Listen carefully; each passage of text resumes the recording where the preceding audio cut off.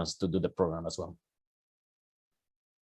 Our goal is to get participants being 50% diversity. When you break it into different components, it will be 50% participants that are in the financial aid program. There is a caveat on this, depending on the finances of the year, those percentage might be a little bit different. This year, we're expecting a little bit less people in the financial aid program just because we are trying to recoup some of the hardships for the pandemic from the last year and a half. And if you break it in the other different pie, we wanted to have 50% of the participants being white participants and the other 50% of the participants being BIPOC participants as well. One other thing that I wanted to mention is Global Visionaries was the idea of a high school student, that it was inspired by his geography teacher, Joe Fontana. And when Jason Foster graduated from high school, he traveled abroad and he understood how important it is to actually learn from the outside world and open our horizons and be open to many different cultures in order to start moving forward and building bridges. So that's in a nutshell what we are as an organization.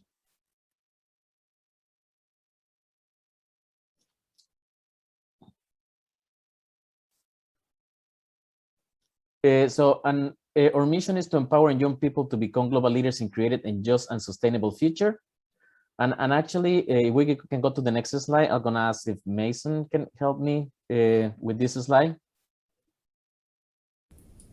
Yeah, so Global Visionaries' philosophy of service is, if you've come here to help me, you're wasting your time. But if you understand that your liberation is tied to mine, let's work together. And that's a quote from Lilla Watson, who's an Aboriginal activist. This quote is very important to GV. Basically, when we travel to Guatemala, we're not going there to be the saviors or simply to help and save the people of Guatemala. The point of the Immersion to Guatemala is to travel to a new place, work as a community with people from across the world, from a different part of the world, and make a difference as that community.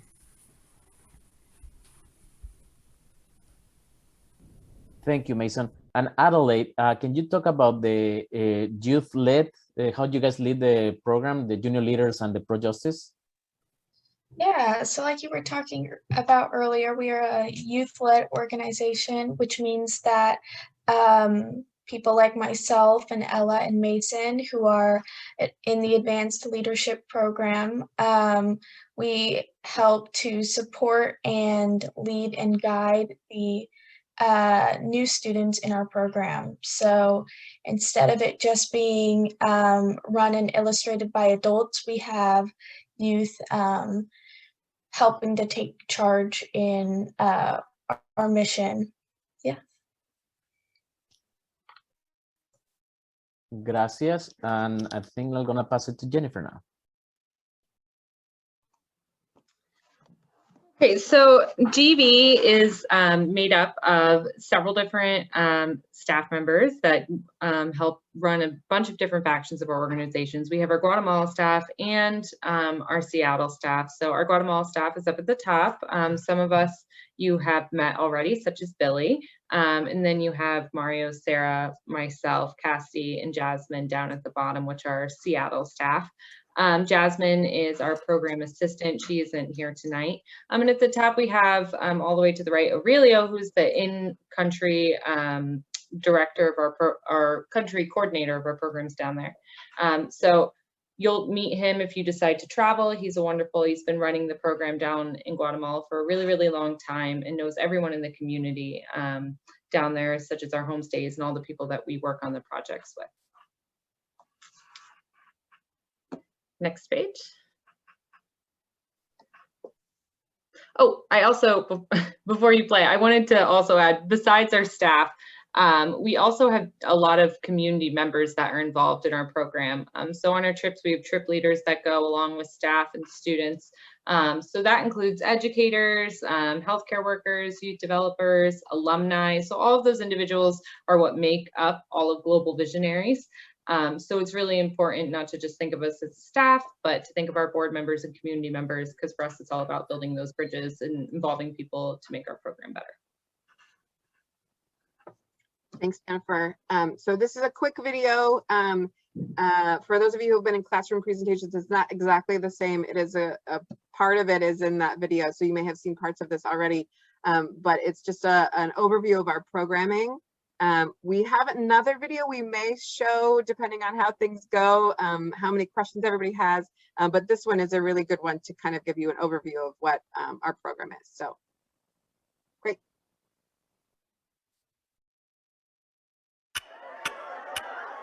The curriculum taught in GV really isn't like focused as much as you would see in like a normal school setting. So like the program itself focuses on social justice and environmental education. And so directly through like the Immersion through Guatemala, you kind of see firsthand what you're being educated on. It was a launching pad for me. When I first went to Guatemala and we had that conversation about the Guatemalan Civil War. And the U.S. involvement in that war, it was something that I'd never even heard of in school before. The youth have just such an amazing opportunity to immerse themselves in language and culture during the trip. And they come back just excited and motivated to learn more. We're pretty excited because moving forward, we're going to be having 4 different programs. One program that actually will travel to Guatemala if the conditions are such that we can travel abroad. Also, we are going to be able to deliver a 3-month webinar that the participants are going to be exploring social and environmental pro-justice issues in their communities. And that still can be actually taught without the traveling to Guatemala. The other component is participants will still get community service hours. We'll go out to the fields and doing some work to restore the greater parks of Seattle. Participants are going to be able to get Spanish lessons one-on-one. And still stay connected to that same Guatemalan teacher that you had while you were there and do the online Spanish classes. Also being part of the Mindful Traveler Book Club. So the idea is that one program will fit into the next program, or you can do both at the same time as well. The immersion, it's about 2 weeks. The first thing that they do is visit the garbage dump in Guatemala City. We take them there because we want to show them the reality of Guatemala. When I first arrived in Guatemala and I got to know my host family, it was such an amazing experience to be able to connect with people from a different country, even though there's this language barrier between us. They're so friendly down there. I remember waking up in the morning and like leaving my homestay, and then everyone would say hi to you like when you're walking down the street and you don't even know them. In the afternoons, they're going to be taking 5 days in a row Spanish classes 101. I don't think students can learn as much as they learn in 2 weeks in Guatemala with a one-on-one teacher as they can learn in a semester or perhaps even a year in a high school language class. All the projects that we work on in Guatemala are ones that are determined by the Guatemalan staff and community, so they're not ones that are determined by the U.S. We would participate in projects regarding like reforestation, maintaining habitats, maintaining like ecosystems. Working with coffee farmers, working in construction, or working with people in the hospital. We also work in solidarity alongside youth in Guatemala. They have the opportunity to gain an even more personal insight into the actions of their own country abroad. Interacting with the other Chapines and meeting people my age and like building friendships in Guatemala that I still talk to this day really just helped me understand their lives and how it compares to mine. I went back home and made an effort and started connecting to resources and community organizations that taught me about U.S. imperialism in the Philippines. And so, because I first learned about someone else's struggle in Guatemala, I realized how interconnected it was with my own struggle. One of the things that I love about Global Visionaries is that it brings youth together here locally first. Youth who would never talk with other participants in this program otherwise. Getting to really talk with people and really get to know them and get to see them not just as, oh, I'm just staying with this person, or I'm going to know this person for a few days. Like, it made a lasting impression on me, and it really encouraged me to get to know other people in my life that I hadn't really taken the time to get to know. Working with GV, working with people in Guatemala, and getting to do what I got to do through this program was just amazing.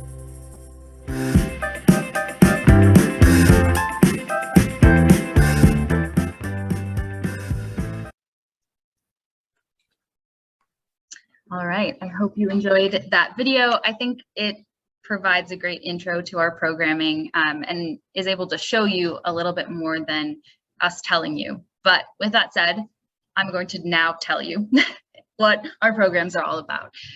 So this year we have 2 core programs, which you heard about in the video. We have our cultural immersion program, which is the travel program. So students will take part in a 14-day cultural immersion. So this means they stay with a host family in a community called San Miguel Escobar, which Billy will tell us a little bit more about later. Students typically stay with 1 or 2 other US students, and we tend to try to mix students with higher and lower levels of Spanish conversational skills so that they can help one another out in their homestays. So students stay with a homestay family throughout the immersion. And then during the days, we spend our days at a couple of different work sites. So we work alongside the Guatemalan youth participants who are taking part in the Guatemalan program, which I believe Billy will also mention a little bit more about. But essentially, we have 2 programs, one rooted here in Seattle with Seattle high school students like you all from around the area, and one program in San Miguel Escobar in Guatemala. And each program sort of focuses on the local social and environmental justice issues that are relevant for your community. And we sort of bring the 2 groups together for our cultural immersion and other cultural exchange opportunities throughout the year. So during the cultural immersion, US students work alongside Guatemalan peers on service projects in the community. This past year, we weren't able to work alongside the Guatemalan peers just because of COVID and wanting to ensure the safety of all of the students that we work with. But hopefully in the future, once the vaccine becomes more widely available, that will be something we can resume doing, as it's a very important piece of our programming. I digress. In addition to staying with a host family, students also take Spanish lessons every day for 5 days, and it's an intensive one-on-one Spanish language immersion. So in addition to speaking Spanish in their homestays, students are working one-on-one with a Spanish teacher on what they're interested in learning, right? So the teachers are really focused on meeting them where they're at and focusing on their interests for up to 3 hours a day for those 5 days in a row. We also visit some Mayan ruins, learn a bit of Mayan history. We also visit the city of Antigua, which is a very historic city, and we get to learn a little bit of salsa dancing. That's just a little snapshot. We're going to go dive in a little bit deeper, but that's our cultural immersion program. This past year, because we weren't able to travel, we created our virtual cultural exchange program, which you heard about in the video. And this year, we are continuing that program, but hopefully able to have some of those elements in person. So that is our Pro Justice Leadership Program, which is about 3 months long, and we connect students from across the Seattle area. And we have monthly social justice workshops focused on both local and global issues. And these workshops are led again by our Advanced Leadership Program students, a few of whom are here and will be leading those workshops. So hopefully we'll be able to host those workshops in person if it is safe to do so this year. Last year we hosted them online and it went very well as well. So that's an option if need be. In addition, students will have access to volunteer opportunities here in Seattle, including working with some urban farms in the area and park restoration projects. They'll also be meeting with Spanish teachers, Guatemalan Spanish teachers, one-on-one, just over Zoom rather than in person. And finally, we're very proud to be able to offer a Guatemalan virtual pen pal program. So we pair a Guatemalan youth participant with a US youth participant, and they converse about social and environmental justice, but also share photos of their dogs and their families and their favorite food and some art that they've created. And it's a really special way to make international friendships with folks that you wouldn't otherwise be able to communicate with. And also a great way to practice your Spanish if you choose to.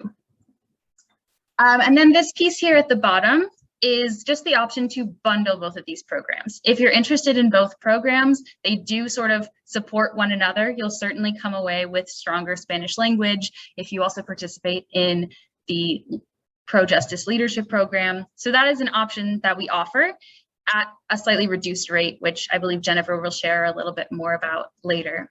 And what that would look like would be participating in the Pro-Justice Leadership Program throughout the year during the school year. The meetings are primarily after school, and then traveling with us for the cultural immersion during the spring or summer.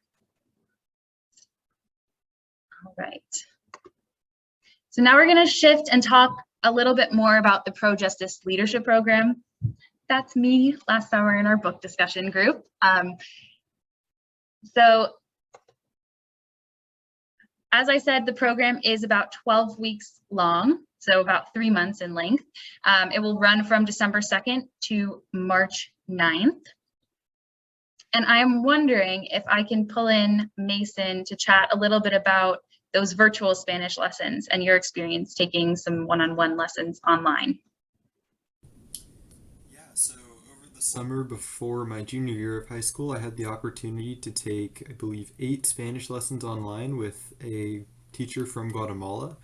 And it was really fun, honestly. Like, it's very different from a traditional Spanish class. It's really just you speaking one-on-one with the teacher. It's really a conversation the entire time where you focus on aspects of Spanish that you want to learn about. And if you're new to Spanish, the Spanish teachers are very understanding, and they help you. It helps a ton to actually get that experience with really speaking and having a real conversation. Being able to do that really helped to prepare me for Spanish 4, which I took junior year. And it made like all of that class so much easier for me. But at the same time, I had a ton of fun doing it because, like I said, it was just a conversation, and I felt it was really cool to see myself improving so quickly at another language. Thank you for sharing, Mason. All right, so this is a timeline of the Pro-Justice Leadership Program, just to give you a sense of what it is like and how the time is divided over the 3 months. So each month you would participate in a social justice workshop led by the advanced leadership students. You would participate in some volunteer opportunities. We would offer a couple per month. You would be taking weekly Spanish lessons, or if you prefer to organize your Spanish lessons in a different way, whatever works best for you. So the program includes 12 to 18 hours of one-on-one Spanish lessons. So you can organize those however you'd like. You can take them weekly, just once a week at the same time, or you can take them all at once in 1 week. It's really up to you and your schedule and what works best for you. You'll also be conversing with your Guatemalan pen pal or pen pals every month as well, a couple times over the course of the month. And then finally, at the end of the program, we bring all of the students, both on the Guatemalan side and the US side, together for a virtual get-together of sorts. And this is a way for you to face-to-face, although still through a screen, but kind of put a face to a name with those students that you've been connecting with and get to know them a little bit deeper. And then this piece at the end is the option to continue your leadership journey by joining the Advanced Leadership Program, which is an option once you've completed the program. All right, and now I am going to hand it off to Billy to talk a bit more about the Cultural Immersion Program. Thanks, Cassidy. Okay, so I think Cassidy mentioned a lot of the components of the program, so we're just going to go a little bit deeper and actually have the ALP participants to tell you more about it. But proudly, we can tell you that this past summer, we have 2 cohorts coming to Guatemala and have the immersion program, doing service work and learning about the culture in Guatemala. And so Sarah is going to tell us more about it, what are our protocols and for these programs. But I'm going to go a little bit about in the components. Just like it was mentioned, they're going to be staying in Guatemala for 2 weeks. During those 2 weeks, they're going to stay with a Homestead family that we assign to them. Usually what we do is try to pair someone that it's in a higher level of Spanish with someone that is maybe in beginning or not even taking Spanish lessons. Also, they are going to be from different school, and usually it's 2 to 3 maximum, just to make sure that they actually get to know the families. Also, they have the opportunity to visit different parts of Guatemala and learn a little bit and about the culture of the community of the work sites, learning about the culture in this town that we stay. And also during those 2 weeks, there are going to be 5 days where they're going to be taking Spanish lessons 101 with a Spanish tutor. The same tutors that will be giving these Spanish lessons online. So it's a community that we have developed in the past 10 years in this community, in this town. And we rely a lot on these teachers and the Homestead families that have worked with us in the past years. But I know that Mason, maybe you can talk a little bit about your Homestead experience, and then Ella can talk a little bit about being immersed into the language. Yeah, the Homestead Families or host families were, for me, probably one of the most memorable parts of my immersion. As soon as I arrived in Guatemala and we met our Homestay Families, they treated me and my roommate basically like family. They were super kind to us, making a real effort to get to know us, which also pushed me to start to use my Spanish a bit more and get more into a mindset of speaking a lot of Spanish all the time. And I had gone to Guatemala just after finishing Spanish too, so I could get by, but it was a bit difficult for me to start speaking full Spanish.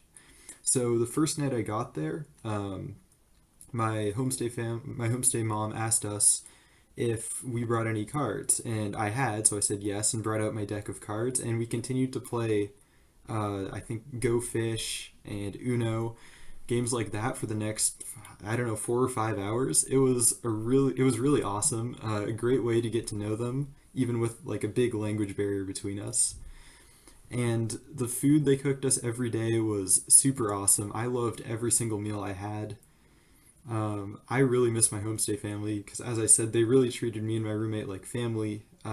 It was always so amazing to just wake up every morning, have a conversation with my homestay family, which included my homestay mom, dad, and then they had 2 kids as well who we spent a lot of time playing and hanging out with. All in all, it was truly amazing. I'm super excited to go back and hopefully see them again this summer.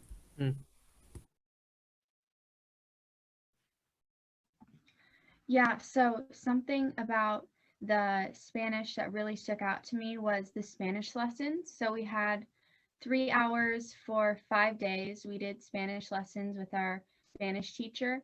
And I went into that really not knowing that much Spanish. And one of my main goals was just like conversation. So with talking with my Spanish teacher for 3 hours, I got to know a lot about her life. And then just like I got to see Guatemala from a local standpoint. So that was really cool for me. And then just the Spanish lessons were at the end of the day. So we came from working and then we got to talk and just learn even more about Guatemala. That was really cool for me. And then I really was speaking in Spanish so much. One thing that was kind of cool is like I started to have dreams in Spanish and it was just really cool for me to be immersed in it for so long that I could just like start dreaming in Spanish.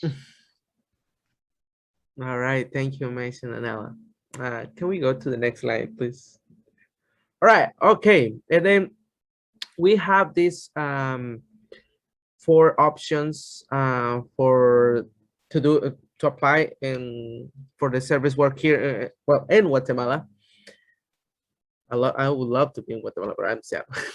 But we have these 4 options, and actually, I'm gonna have Ella, Mason, and Adelaide to talk about construction, reforestation, farming, but I can talk just briefly about the community hospital.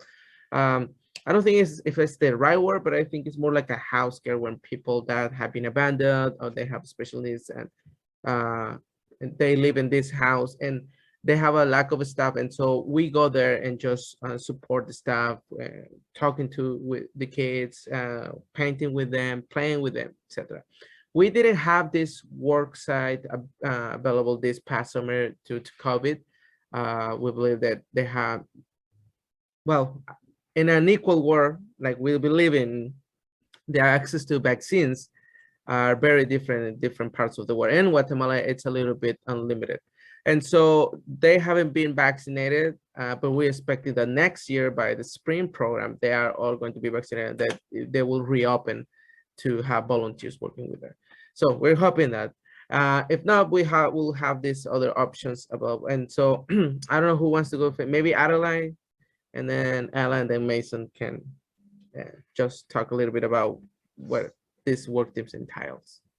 Yeah, so I did farming, and the great thing about farming is that, like I think Cassidy mentioned earlier, we work with local urban farmers. And if you do the spring cohort, you'll be there for the actual harvesting time, where you'll be picking the beans off of the trees and really seeing the process in that way.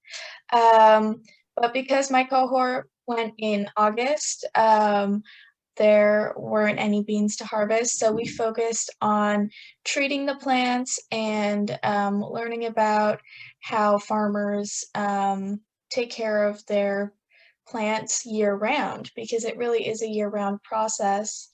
And we also learned the entire process as to how we get the coffee beans we see in the stores. And they take you along that journey, and you get to see every step of the process that you wouldn't normally see in Seattle.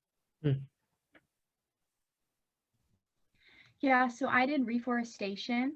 So we went in buses up to where we were going to do reforestation, and then we walked, and we got up, and when you get up to the point where we start doing the reforestation, it's a beautiful view. Like, you can just see Guatemala, and it's just from a whole different view, and it's super pretty. So that was really cool.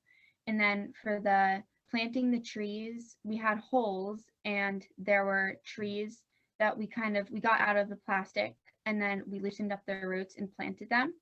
And something that was really cool was that the leaders said, like, we could name the tree after someone. So it could be like a family member, a friend, someone that we value. So that was really fun to see. And it just made it very fun, and also just, yeah, fun. So yeah, that was really cool. And it was also cool because we got to work with some of the construction workers in Guatemala to plant the trees. So that was fun too. When I went to Guatemala, I worked on the construction team, and that was also a really fun experience. We worked on a part of a school in a town called Santa Maria de Jesus, and we were working on sort of building up part of the foundation, and we were also learning about the school system in Guatemala and how it differs from the school system in the US where we live, even in Seattle. And although it was a lot of hard work, I woke up every morning really excited to go to the construction site, because I got to work with all of the amazing people in my cohort, or in the construction team, both from Seattle and also the Chapines, or youth in Guatemala. So even though it was a lot of hard work, it was also filled with chatting with the people around me, getting to know them, getting to know people who I'd otherwise never even have the opportunity to know. It was truly amazing. Thank you so much. Thank you for sharing. Can we go to the next slide, please? And here are some pictures from previous years. And okay, so if you wonder, okay, where are we going, right? And this is a map of Guatemala. It's a very small country. We're just sharing borders with Mexico, Honduras, Salvador, and Belize. But also, if you see that white dot, like There we go. Yes, thank you, Cassidy. It's a town called San Miguel Escobar. Okay. We used to be in Antigua, Guatemala. Our offices and homestay were in the Antigua, Guatemala. And actually, if you Google Antigua, Guatemala, it will come up with a beautiful place. It's a beautiful place. It's a UNESCO protected place. But the thing is that thousands of tourists come every year to this town, that a lot of the homestays, they will host another visitors, another people from other countries. And the homestay is starting to turn out more like hostels than an actually homestay. So we just moved 10 minutes away from Antigua to this town that is San Miguel Escobar. And in like Guatemala, you can go from one point to 15 minutes later and it's totally different. It's a totally different town.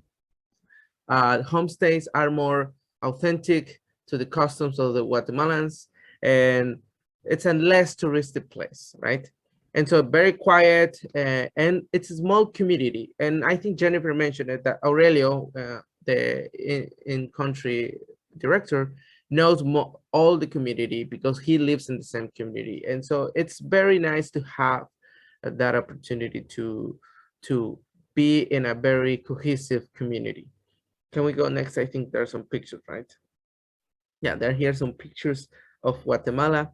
Some pictures. Actually, the bottom right picture is from San Miguel Escobar. As you can see, we have amazing views to the volcanoes. Yeah. And one thing I want to mention with the Homestead Families is that we do have background checks with everyone 18 and older. Everybody, all the students after the 2 weeks in Guatemala, they fill up on a form just to evaluate how was the experience living with the Homestead Families.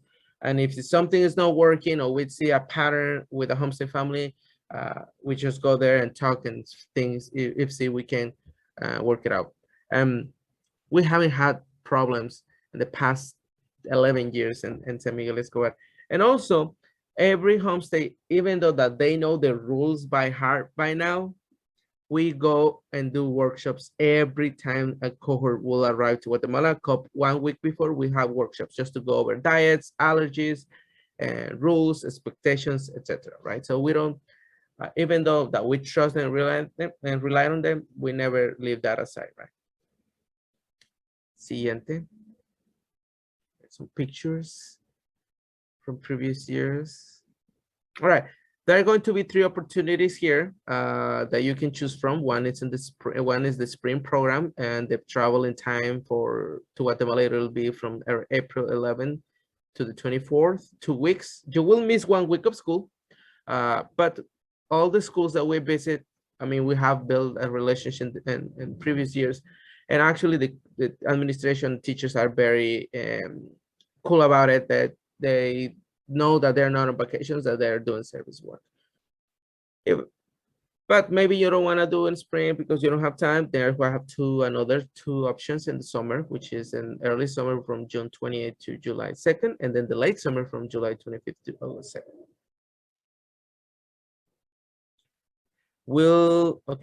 We're gonna get to that question in a minute because I don't know if the PPT will be available. Can we go to next?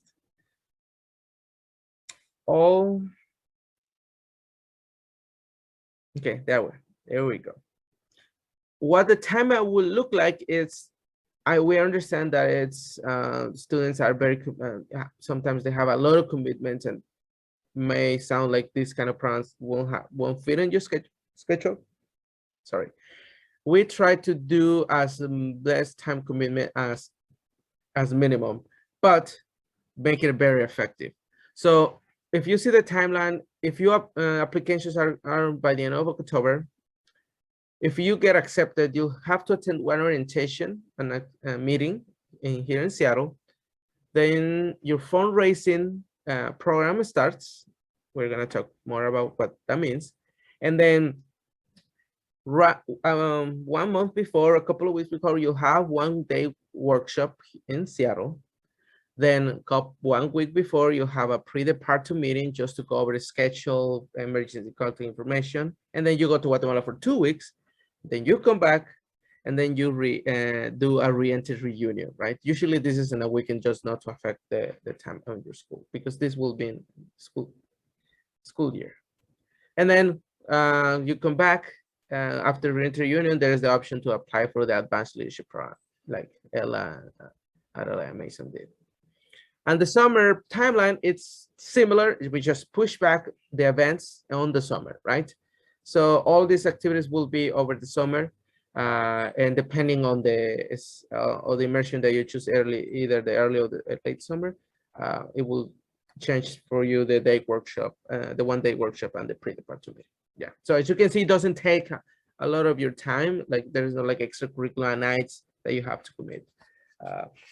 But in summer we have this. All right, to summarize, is this me? Yeah, I can. I can do it. I feel like I've been talking a lot, so I think. Okay, right. So I pass it to you, Cassie. Yeah, I got it. All right.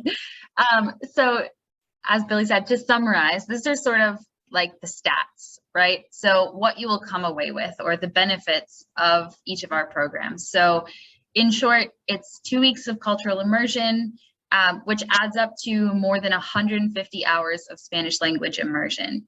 So that's the time spent speaking with your homestay families, but also those instruction-based communication with your one-on-one Spanish teacher as well. Just the immersion to Guatemala in itself, you'll come away with 32 hours of community service. This is the work that you'll do alongside the Guatemalan community members, potentially with the Guatemalan peers. And that is the work you're doing in those work teams. So that is just the hours in Guatemala. But on top of that, we offer additional volunteer opportunities throughout the year here in Seattle that you can also sign up for. So it's very easy or possible to get up to 40, 50, even 60 hours in total with those other opportunities as well. We also have a partnership with Seattle Central Community College, where there is a potential to earn a few college credits for the experience. You usually have to do a couple supplemental projects, like an essay about your experience. But if you're interested in that, I can connect you with the community college to learn more. You'll come away with 3 days of social justice workshops. Those are, again, led by your peers in the advanced leadership program. And finally, we offer structured fundraising support for the entire program. So that means we offer workshops that teach you how to fundraise, how to reach out to your community, and many different options for fundraising materials that you can sell as well. And we'll go over that in more detail in a little bit. For the Pro Justice Leadership Program, you will come away with up to 18 hours of one-on-one Spanish lessons with a Guatemalan Spanish teacher via Zoom. You'll also have virtual meetups and the opportunity to make friends via pen pals with the Guatemalan youth participants. And you will have the opportunity to earn between 12 and 24 volunteer hours on projects here in Seattle. So that's, again, what I mentioned about park restoration, urban farms. We have several different partnerships around the Seattle area doing different types of volunteer opportunities that you can sign up for throughout the program and after as well. We have 3 social justice workshops included in the Pro Justice Leadership Program, and again, structured fundraising support. So we really are there for you to support you on your fundraising journey, no matter what that looks like.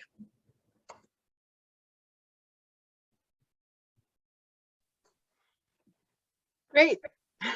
So that was a lot of information. I'm sure you have burning questions. I haven't seen a lot of questions in the chat, a few direct questions that I've tried to answer.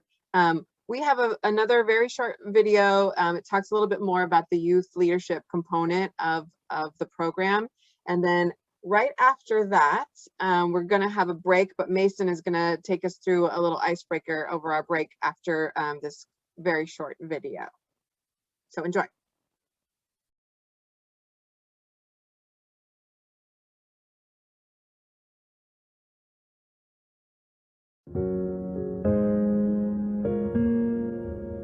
in every aspect of your life, you can be a leader. It's the people closest to you, I think, that have the biggest impact on your own actions. The leadership skills that you learn through GV help not only from a personal aspect, but it really just motivates you to grow as an individual. GV is part of a multi-year program, so students actually get to lead each other and not just be led by adults, and really build their leadership skills for up to 4 years of their high school experience. What GV does really well is it provides youth leaders with the skills and experiences to become more inclusive and empathetic leaders.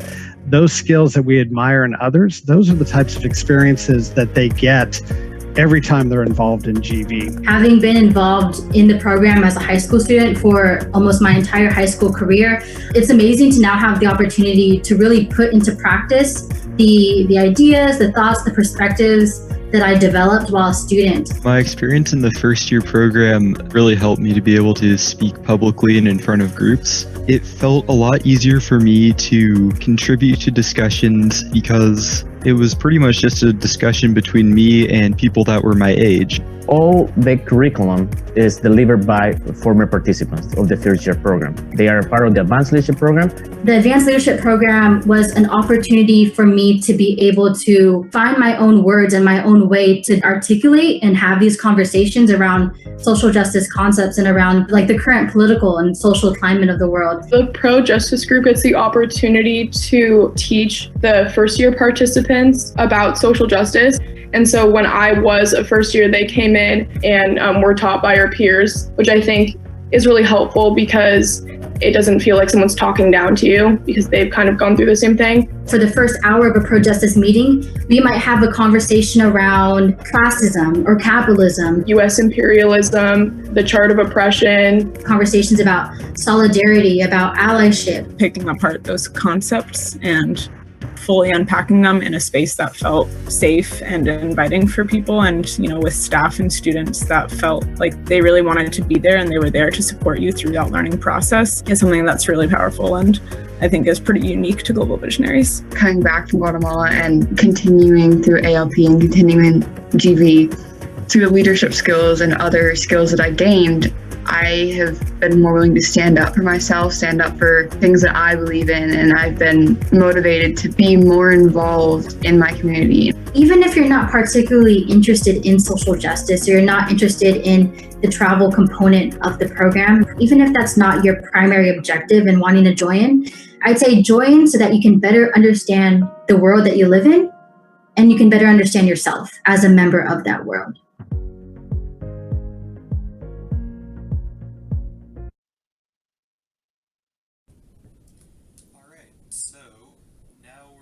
Just take a short 5-minute break so you can get some water, stretch your legs, use the bathroom, whatever you need to do. And during that break, if you have time, please put in the chat and share with everyone one place that you've traveled to and one thing that you learned while you were there. And that place you've traveled to, it can be absolutely anything, whether it's another country or just some other park in Seattle or wherever you live. And we'll be back at around 6:58.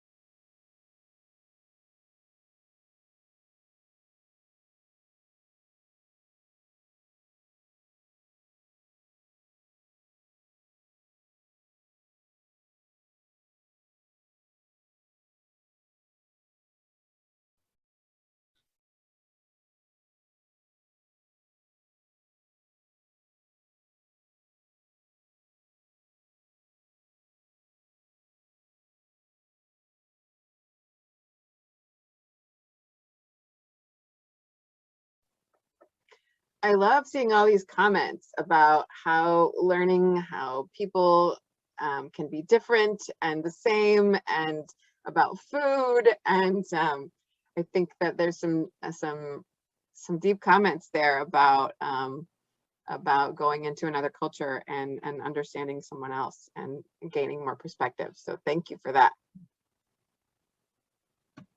And places I want to go. New Zealand sounds amazing. I really want to go there.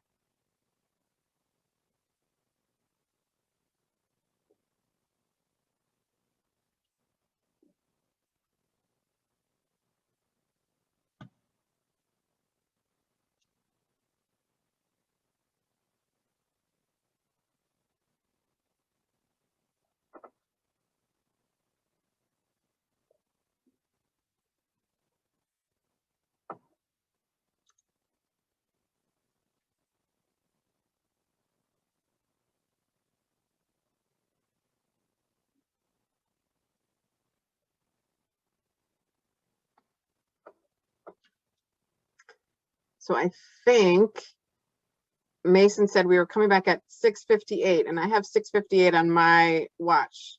Are we good? Great.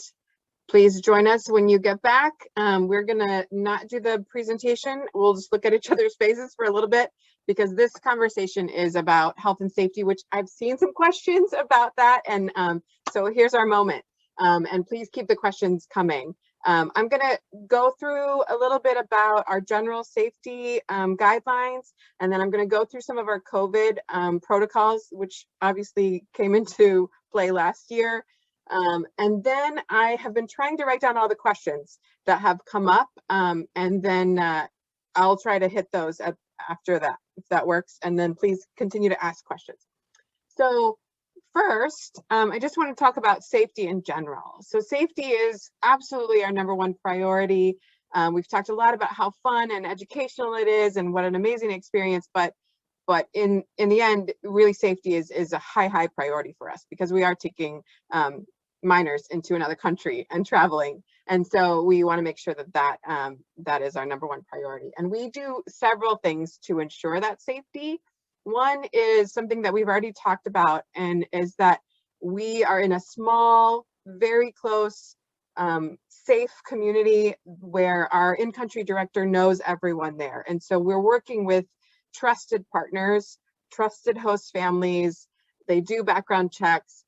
All of these things help to ensure our safety, and we feel really comfortable in that. And we also have all the insurances that we need. We have directors and officers insurance, we have travel insurance, we have health insurance, we have all of those things that are covered as well.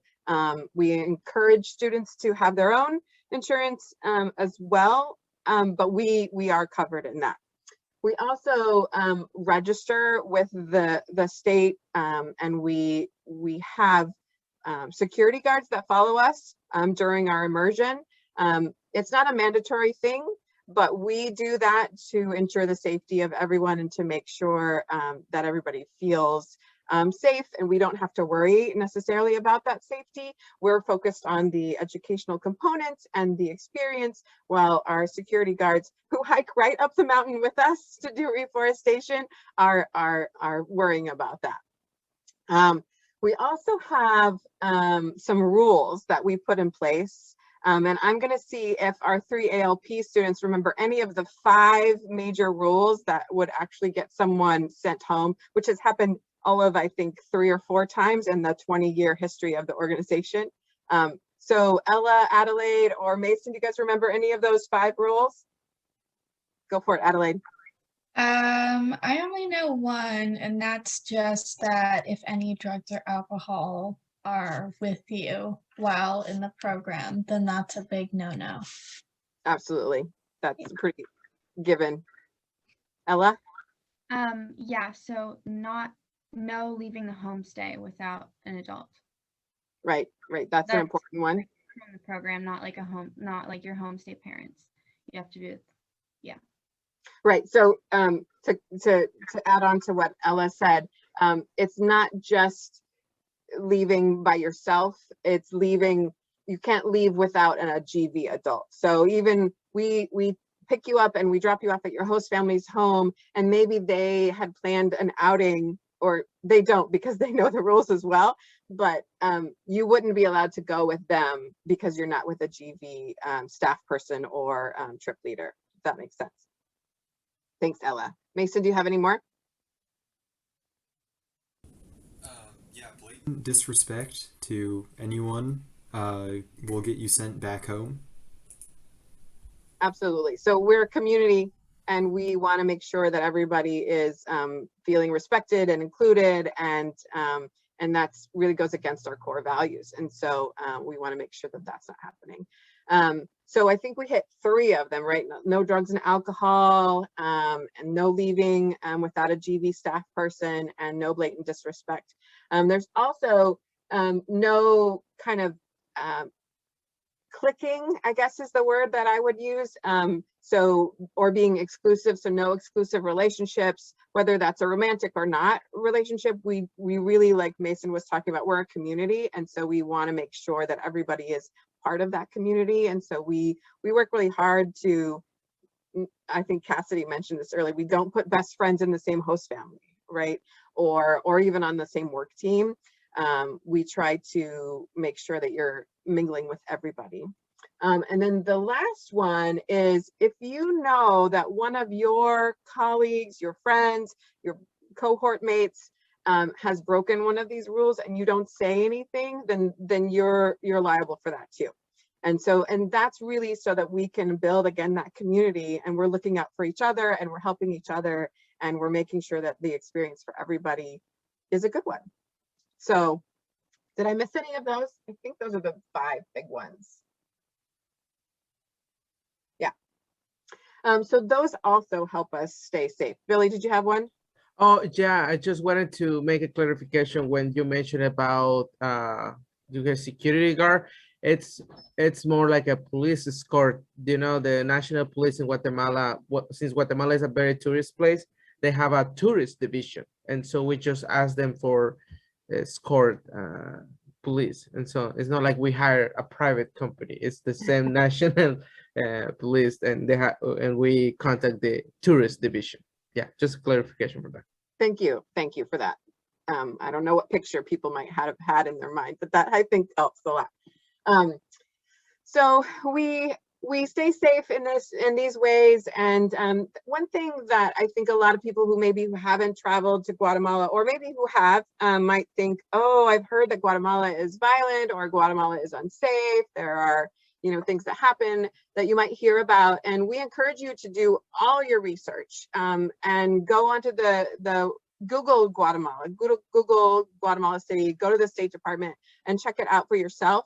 Guatemala City does have some crime and some violence, but we don't actually stay in Guatemala City. We fly in, we go on a bus to the dump, and then we go to this beautiful, tiny little, very safe village, San Miguel Escobar. And so it's really like visiting any other big city, even in the United States.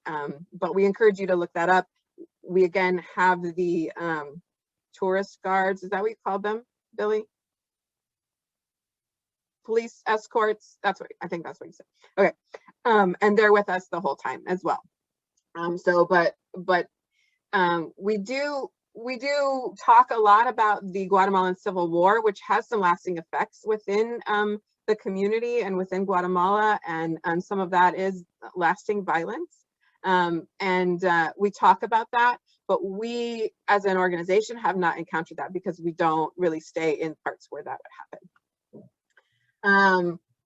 So that's about the general safety. Then we want to talk about health. And before I get into the COVID piece, I'll just talk a little bit about health in general. Traveling to a country that has different food, a different environment, and you're just traveling away from home and the comforts of what you're used to can be changes in your health, right? You can go to the bathroom more often. You can, have an upset stomach, and we see that and we expect that. And so we prepare students to expect that as well.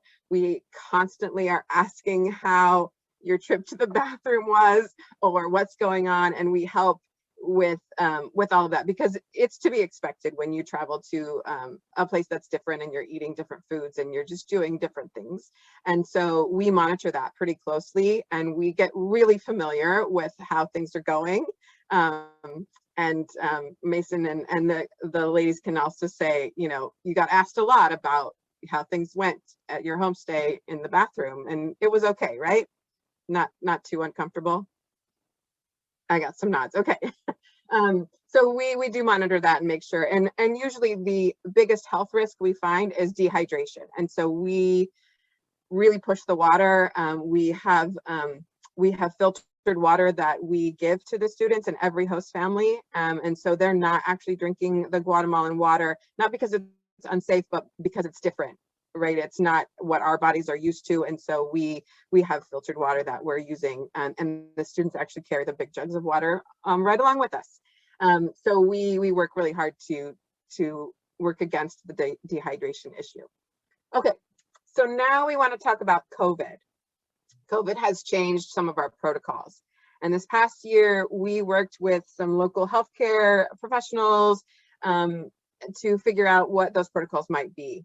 And as you know, COVID changes almost daily, and last year even more so, but our COVID protocols worked. I'm happy to say that we brought 32 students total. None of our host families got sick. None of our students got sick. None of our partners got sick throughout this whole process. And so we felt really, really happy and relieved about all of that. Some of the protocols that we put in place were that we wore masks the whole time. And we provided masks for students and for homestay families as well. All of our students who traveled and all of the adults who traveled from the United States were vaccinated for COVID in order to travel this past year. And we do anticipate having that requirement in place for this year as well. Our families in Guatemala, so the vaccination rollout in Guatemala has gone a lot slower than it has in the United States, and is still happening. And so I think Billy said that very, very soon, 12 to 18-year-olds will now have access to the vaccine, and they didn't have up until this point. And so a lot of what our changes were to keep our families and our friends in Guatemala safe, because they weren't vaccinated, but we all were. And so we're hoping that more of our host families, once they're eligible, we can have them get vaccinated. Our staff now are vaccinated, and hopefully our students will get vaccinated in Guatemala as well. We also instituted a quarantine upon arrival in Guatemala. So our first 2 days are in a hostel where we do our social justice workshops in country. Before, we had done them in the United States before traveling, but now we're doing them there where they're quarantined after the flight. And then, oh, thanks, Cassidy. And then we test. Everybody gets a COVID test before going to the homestay family. And the homestay families are also tested before we go into their home as well, making sure that everybody is negative for COVID. We do have some protocols for if someone does show symptoms. We have an isolation opportunity. We would have local doctors and local healthcare that we would be working with, and we'd be notifying the families as well. Luckily, again, we didn't have to do that. No one had any symptom or tested positive for anything there. So that worked out really well. And then the other thing is that we test before we fly back to the United States, and that's actually a requirement, or it has been a requirement, to have a negative test before getting on the plane back to the United States. And again, those all came back negative, so we were great. So I think I want to make sure that I'm covering all of the questions that I saw, and then Cassidy, maybe you can help me if I've missed any. So someone asked if the COVID vaccine was mandatory. And at this point, yes, we are asking that that's mandatory. We are still in a pandemic and believe that this will keep everyone in Guatemala safe. We felt like it would be irresponsible of us to bring non-vaccinated students into a place that is not getting as many vaccines as we are. The booster shots, that's new. So we don't know if those will be required or not. That's not something we've actually explored yet, because I think they just got approved like within this past week. So that's not something that we have put into place yet. Someone asked about the cancellation policy. I'm going to let Jennifer talk about that in a little bit when we get to the payments and that piece. And then decisions on whether we would travel or not. We really look at the CDC guidelines and the numbers. And last year we were really watching to see what the infection rates were, and had a threshold as to if it got to a certain point, we would not be traveling. And so those decisions can change up until, you know, things change, but we try to have all those decisions made before we actually make purchases of flights, so that we don't have to worry about that kind of refund. Okay, I think there are a lot more questions that I haven't gotten to. Are there any more questions about COVID that I haven't touched yet? Cassidy, were there more that you saw? I'm seeing a question about booster shots being required. Yeah, and I just said something about that. I don't know that we have an answer to that yet, because the booster shots are so new. So I feel like I have to say I don't know at this point, because we just don't have the data on that yet. Yeah, so currently they're not required, but depending on how things move forward. And then I'm going to throw this one to Billy about the medical facilities that are in town in San Miguel Escobar. What medical options do we have? Well, we have had this plan for even before COVID, that in case we need it, we have an emergency, something happens. And usually we have one of the Homestead community. It's actually it's actually a doctor who has a clinic just right next to his house. And so when it comes with stuff like stomach issues and they're persistent, or some other stuff that they don't require to actually take it to a hospital, we will go to the community doctor and a homestead. Knocking wood right here, right now, that in case that we need to use and we have an emergency that we need to access to a hospital, like I say, Antigua, Guatemala is just 10 minutes away from San Miguel Escobar, and it's a very touristic place. And there are at least 4 private hospitals that we will use in case of an emergency, and we know they attend any case that we will have access to it. And so those 4 hospitals are the ones that we will use before we use any other hospital, the new ones in Antigua, Guatemala, private. And they are very good. They have good quality attendance. I don't know how to say this, service. That's what the word that I was looking for. Good quality service. Yeah. And I just want to add that I can attest to that, because I have used some of those private hospitals myself. I broke one of my legs, shattered a bone, and required like a medical intervention. And I was completely comfortable in using the private hospital that we went to. And by the way, the insurance that we purchased covered those expenses if needed. Yep, that's what I was going to say about the insurance. So there was a question before this as well that I think got missed.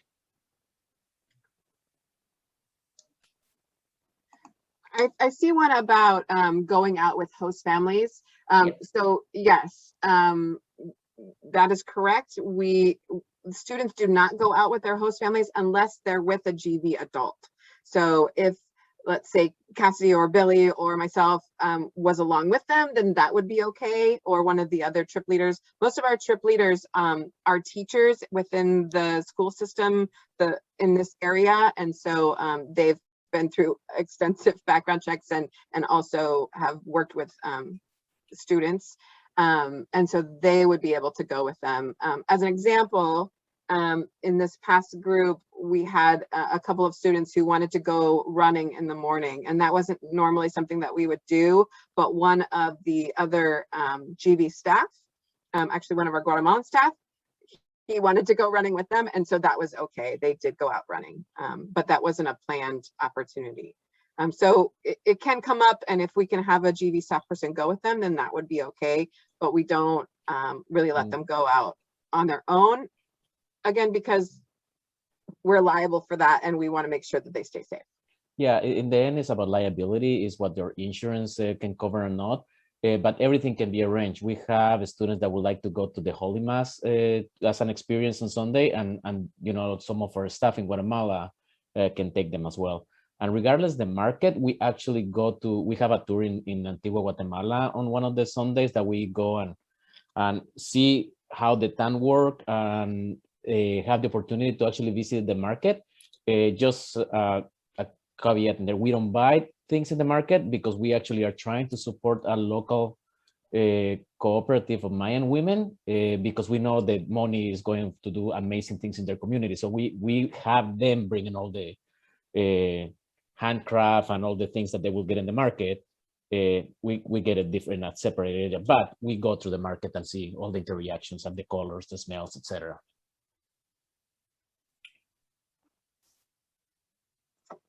Other health, safety, COVID questions. Again, the cancellation and the payment stuff, Jennifer's going to cover here in a few minutes. And then we're also going to have some time for other questions, but if we can focus on health and safety and then move on. If there are any questions about that.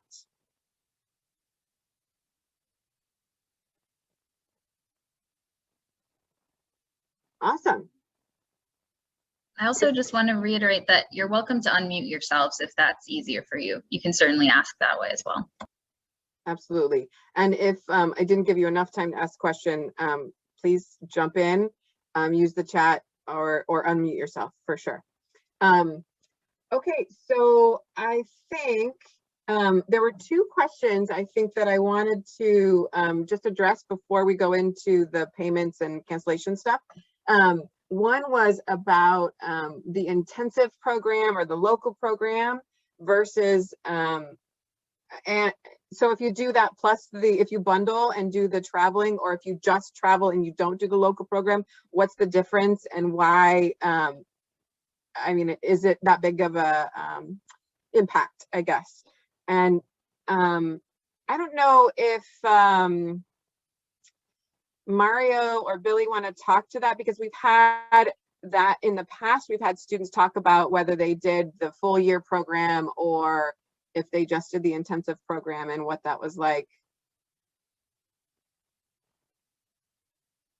Can you repeat the question? I was turning the lights on, so I have to leave my seat. It's basically, the question is intensive only traveling, or if you do the full year program with the Pro Justice Leadership Program, like leading up to it, what's the benefit to that, I guess would be my paraphrasing. So I think like one of the again, it's it depending on time commitment. One of the things that I have seen that happen when people actually take the local component is that they have an opportunity to get to know the other participants a little bit better.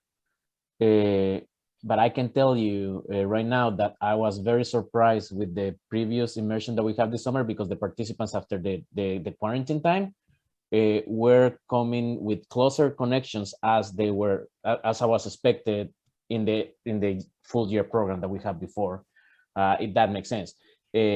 I do think that definitely there are some benefits of getting to know the people and feeling more comfortable.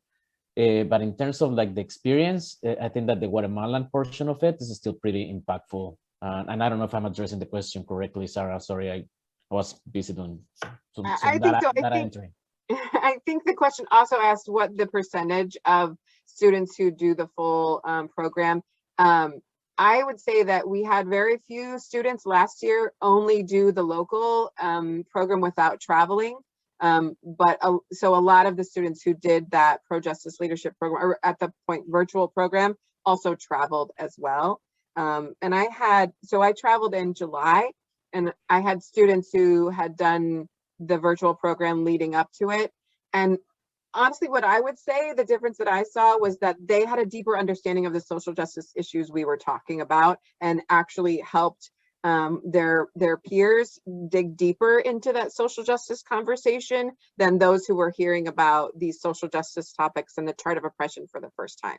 So it's really about the social justice work. And then also this one student had also had Spanish lessons leading up, and that clearly prepares you in a deeper way for your immersion. So I would say those are some of the benefits there. Yeah, I would also, I was just going to add that we used to run some different iterations of our current program where we would do an all year long component. So we've just kind of broken it out now where students can have that choice between not necessarily having to enroll in one or the other. They enroll in the program and then they get to choose to add on that kind of like year-long component where they're doing some work a couple months into the immersion. And that's always been a really strong component of our program in the past. So I think it is really beneficial for the students getting together. And with the way that it's designed now, you're not just meeting students from your cohort that's traveling, you have an opportunity to meet students in different cohorts, which is something that's been really interesting and created more connections as well. And I will say the Spanish lessons, I think are a huge plus before going to Guatemala as well, and the social justice component, as Sarah mentioned. Yeah, I just wanted to piggyback on what they both said and touch on a little bit more about the differences between the two and how they sort of build on it. So the local program, I think a very cool aspect is it is centered on the Seattle community and how what we're learning about is relevant to this community. So for example, we work at a community urban farm called Yes Farm in Yes Terrace that is run actually by a GV alum and the Black Farmers Collective. And we talk a lot about food justice, for example, and that's relevant to this community here. And then with the Spanish lessons, you also have the opportunity, if you do both programs, the bundle, you have the opportunity to work with the same Spanish lesson, the same Spanish teacher that you've been working with in the local program, and just continue that on in Guatemala in person, which a couple of our students this year were able to do. And it was really fantastic to see their relationships blossom. And there was some crying and some hugging and some gift exchanges. So that's one aspect of if you were to do both programs. But I would say that in general, the local program is more centered on local issues, and then the immersion kind of takes those social justice issues and puts them in a global framework and lens. Awesome. All right, so we are getting close to time. I just want to say that we will stay as long as there are questions to be answered. So if you have burning questions and we are still talking, we'll stick around. But I'm gonna let Jennifer talk a little bit about program fees and all of those kind of components. Oops, I'm muted. So one of the big questions is, can I afford this? Will my family be able to afford this? And so for us, I don't think, can you click? Yes, so our program fees are determined on a sliding scale. So we're really committed to making sure that our program is accessible and equitable for everyone. When I was a young person, you know, this was something that I received in-class presentation, completely different program for something, but it was a traveling program, and I, you know, remember seeing the presentation and thinking, well, I'll never be able to afford this, so I can't go. So one of the things that I really, you know, admire and drew me to this program is the fact that we provide financial aid and scholarships to students so that everybody can have access to be able to do a program like this. So I think that that's really important. And beyond just providing financial aid and scholarships, we provide a lot of support around fundraising for program fees, creating opportunities for students who, you know, have another, you know, they would set a goal, they want to meet and they want to fundraise. So it's not just all in the family. So that's really important to us as well, having the structured fundraising support along with the financial aid. Yes, can you next? Okay, so our fees and financial aid, this kind of gives you an idea of the scale, our sliding scale, you know, what the fees could start at, and then what a full cost program would be. On our website, we have the chart listed where you can look at on each program's page on our website, you can go and look just like this, yes. You could go and look and say, okay, what's my family income? You know, what would be an estimated scholarship package and estimated program cost? And we try not to say that these, you know, these numbers aren't necessarily set in stone. For us, there are other components and factors that might contribute. You know, has something happened in your household? You know, are you taking care of, you know, more members in a household? What's your household size? All of those things we try and take into consideration, and we have areas in our application where you can put in that information, so that when we're trying to figure out the financial aid package, we're looking at that and taking that into account to make sure that it is equitable and it is fair for your family. And so we have a chart like this for this program, for our traveling program, on our website that is easy to go and look at and just get an idea of what it would look like. But I will say, if you go and you look at it and you say that's still going to be, you know, too much for me, for my family, please come talk to us. Please tell us if there's additional support that you need, if there's something that we might not know, other factors. Obviously, with the pandemic, there has been lots of changes in many households between jobs, income, things like that, caring for other family members. So all of those things, if you talk to us about it, we want to work with you. We can, you know, try and meet you somewhere in the middle for financial aid. We can also try and provide a lot of structured fundraising support to make sure that we're there to ensure that, you know, you're setting those goals and we can try and help you meet them. So it's really important to us that we want to make sure if you want to do this program that you can, and we're going to try and make that happen in any way possible. So for the fundraising for your program fees, these are some of the options that we have for fundraising. A lot of these are tied to our work in the Guatemalan community. So wreaths obviously are not, those are just seasonal and they're easy to sell. We get them from a company around here. It's just an easy way to kind of kick off your fundraising near the holiday season, if that's something you're interested in. We also do coffee sales. The coffee is fair trade. It's from the coffee farmer we work with in Guatemala. We have Guatemalan cookbooks, which we actually developed last year in conjunction with Guatemalan Homestead Families. They lost a lot of the income during the pandemic when we couldn't travel. So this was just one way for us to make it up, to try and do a little something. So they submitted recipes, and every time you buy a cookbook, a portion of those fees go back to the Guatemalan families who helped create the cookbook. And then another option is writing letters to family and friends. That's a really great way to fundraise. I know that Mason probably has a good story to share about writing letters. We provide a fundraising workshop and provide support on how to do that, but I'll let Mason explain if he wants to. Sure, yeah. When I first joined the program, my first year, I attended one of those fundraising workshops that Jennifer was just talking about. And through that workshop, I created an email that I sent out to all of my family and a lot of my friends as well. And through that email and a few coffee sales along the way as well, I was able to raise almost $2,000 in less than 3 months. And I also know from talking to a bunch of the people who were in my cohort who traveled to Guatemala with me, that people were able to raise their entire program fees without any financial aid whatsoever. Great. Did anyone else want to share? Ella, Adelaide?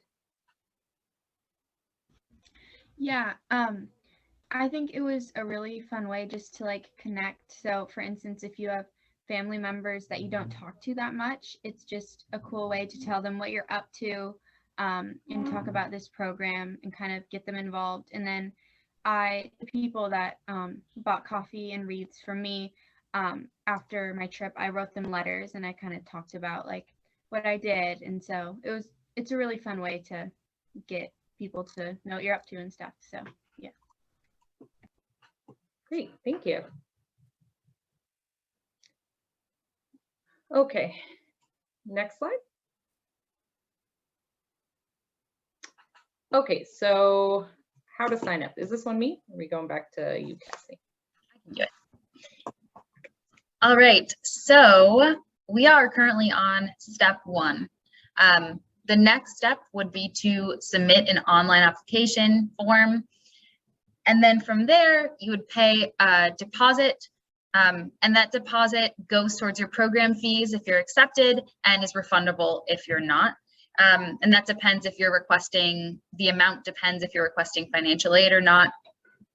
You submit that online, and as well as your family's financial information so that we can assess your financial aid package and determine your estimated program fees. And then the final step is to schedule and complete an interview with a teacher, most likely at your school. And those are listed on our website, our contacts at each school.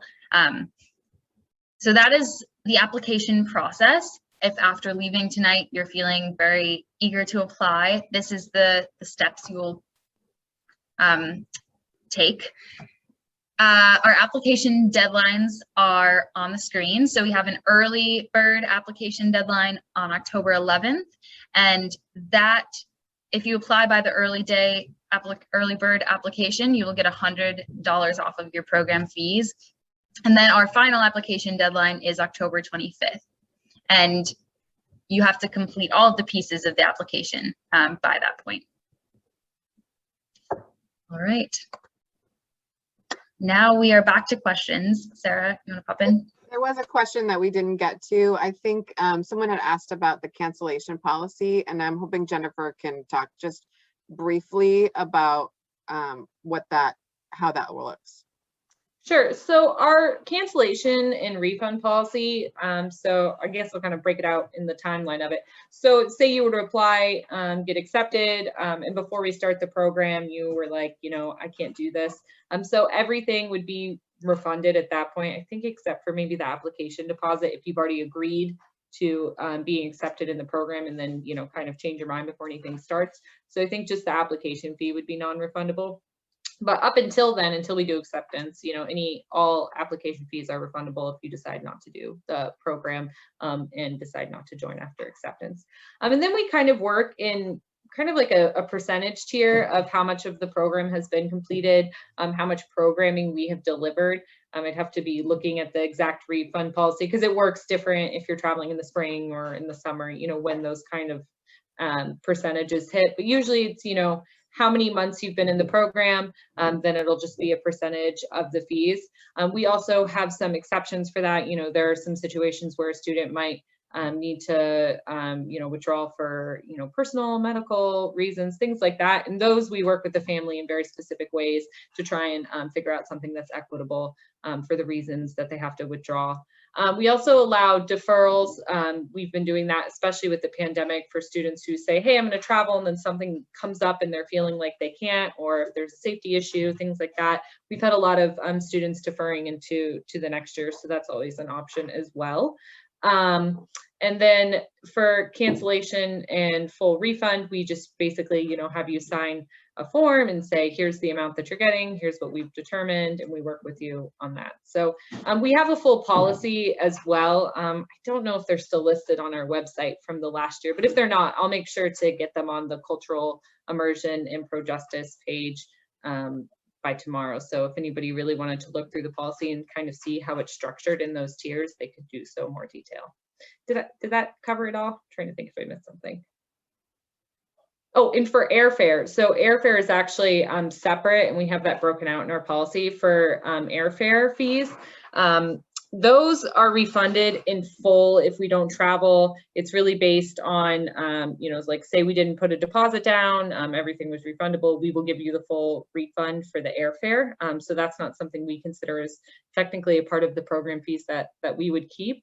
It's only if something's non-refundable, such as a airfare deposit that we put down and the airline won't give it back. So that's really specific to whatever airline contract we would enter into. That's how that refund would be considered in process. Sometimes, if you were to say that you can't go on a trip and it was a couple days beforehand and we couldn't get a refund for the airfare, we might be able to issue you the ticket. So there are some kind of stipulations like that built into the refund policy as well.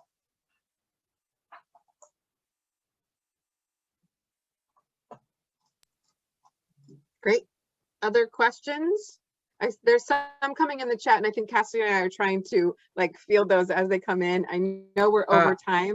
Yeah, I just saw that the interview teacher students just say the 20-30 minutes. Actually, they take less because usually teachers, they already know you, and so they already have an idea what's your personality, and they have done this many times. So it takes 5 to 10 minutes plus the teachers that have limited time, right? And so it doesn't take 20-30 minutes. It takes 10 minutes max. Yeah. Just I don't want people like, oh my God, they got to book a long time. No. someone raising their hand. Yeah, it's me. My name is Chow.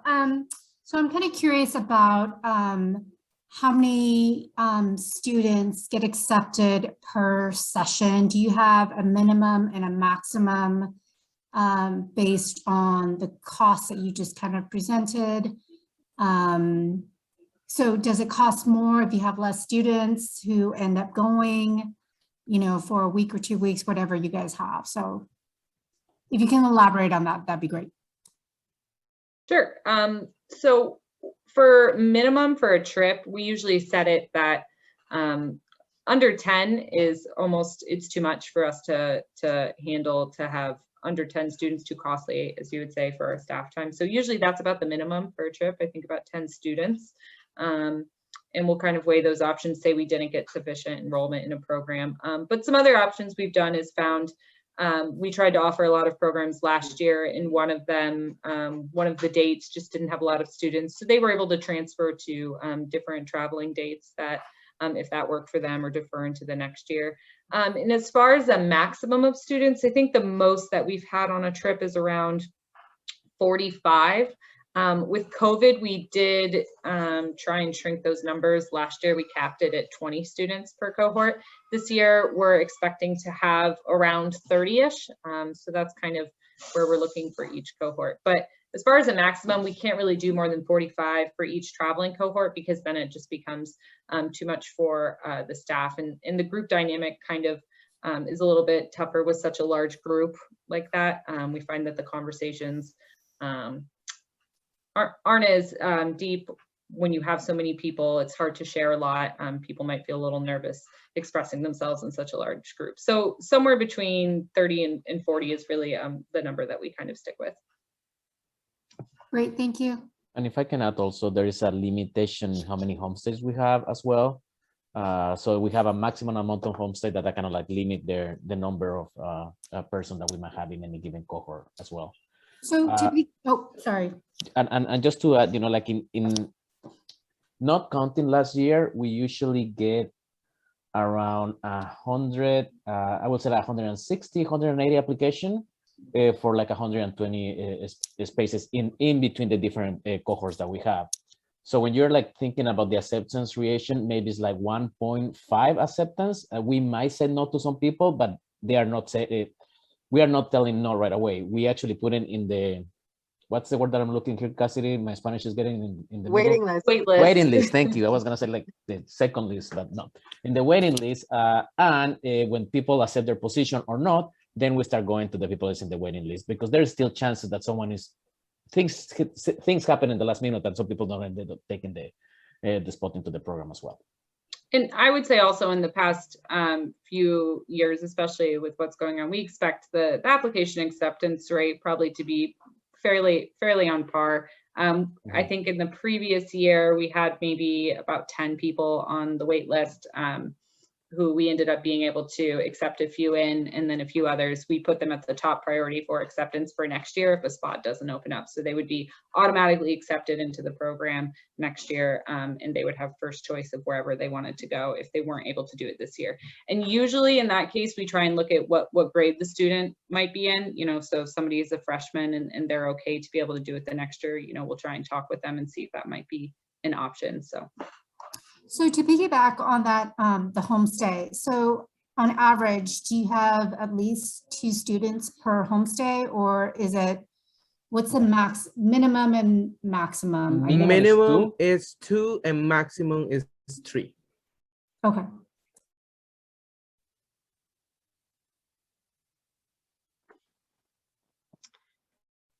So I know we're over time, and the questions are amazing. And again, some of us will stay as long as we need to, but because we have some students, ALP students and a couple of board members, we'd like to ask them just to give like a quick closing remark about their experience. And again, because we're over time, I'm going to have you keep it really short.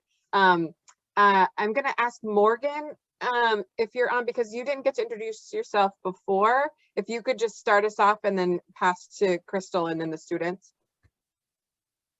Yeah, hi, I'm Morgan. I am a board member and I was previously a program manager for GV. So I've traveled with GV 3 times to Guatemala. And there's just so many things that make GV special. I'll try to pick one. I think one I will say is that I think the staff are really fantastic, both in Guatemala and the US. All of the staff that are here tonight have been here for at least 2 years and some as much as like 13 years. In Guatemala, the staff have been around a really long time too. So they're really committed to social justice. They're really committed to youth empowerment.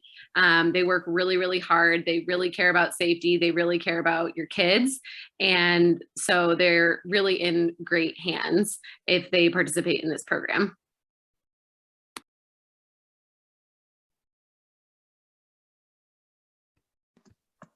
Okay, I'll go next. So basically just kind of like this overall experience, just the cultural and language immersion is just spectacular. I remember when I went overseas to the Spanish speaking country, I thought my Spanish was okay until I got there. And then I realized there were so many words I didn't know and I couldn't defect to my English like I normally did. They were still kind of looking at me like, what are you trying to say? So it really like forced me out of my comfort zone. And so that is definitely an experience that the kids will have. I feel like being in the United States, sometimes we often kind of lean on other things or things that we're accustomed to. And so it'll just kind of like get them out of that zone, and not in a sense where they're uncomfortable, but it challenges them to go further than they ever thought that they could. Okay, I'm gonna pass it to Mason.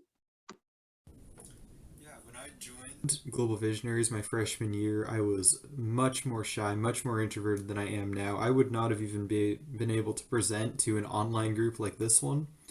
But through my experience with the program, both my first year and the advanced leadership program that I participated in afterwards has really helped me to improve my public speaking and also given me this amazing opportunity to be with such a great community and learn about social and environmental justice in a way that wasn't really made available to me through school or my other activities. And I'll pass it to Ella. Yeah, so this program, it really just sparked something in me. It just made me want to learn more and also grow my leadership. So it's been really cool to see that in myself and just how I grew from the program. And I'll pass it to Adelaide. Yeah, well, one thing I really just love about this program is the full cultural immersion. GV doesn't skip any corners about giving you the full experience of living in Guatemala, working in Guatemala. And while there, it really pulls into the root of the organization and gets really in depth about social and environmental justice, which I just found so impactful. And generally the program has just given me a great space to channel my activism and give it the right tools where it can really develop.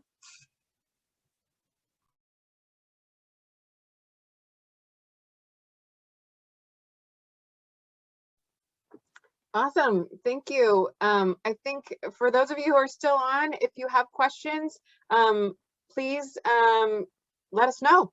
We're so excited that you have joined us tonight, and we're so happy that you're interested in the program. We would love to have you. We would love to talk to you more if you have other questions. And again, there are more info nights if you want to listen to the presentation again coming up. All the information's on our website for sure. Thank you very much. I learned a lot.